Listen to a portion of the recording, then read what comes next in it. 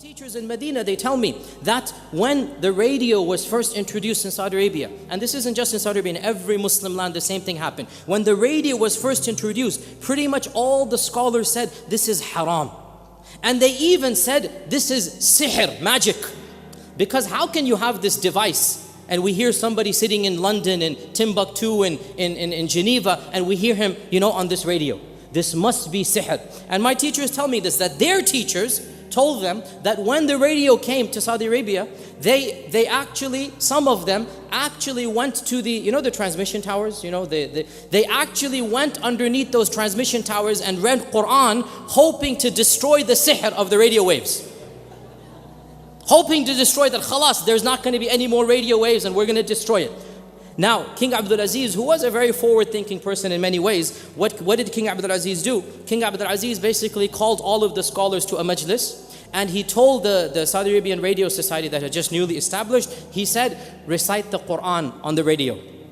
So for the first time, the scholars heard the radio, and they heard the Quran being recited on the radio, and they said, this cannot be sihr then, because if it's sihr then there cannot be Quran, and so they changed their mind about the radio. But guess what happened when TV was introduced?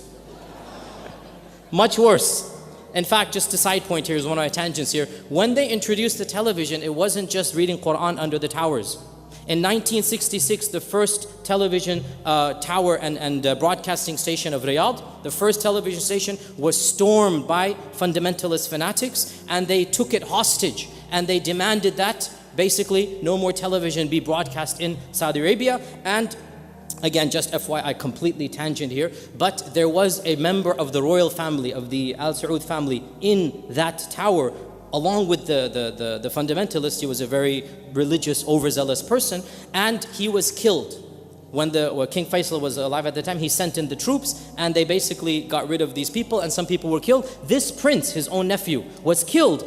The one who killed King Faisal was his younger brother. Somebody shot Faisal point blank range, that was his nephew. The one who shot King Faisal was the younger brother of the one who was killed in 1966, and so some say there was a motive of revenge.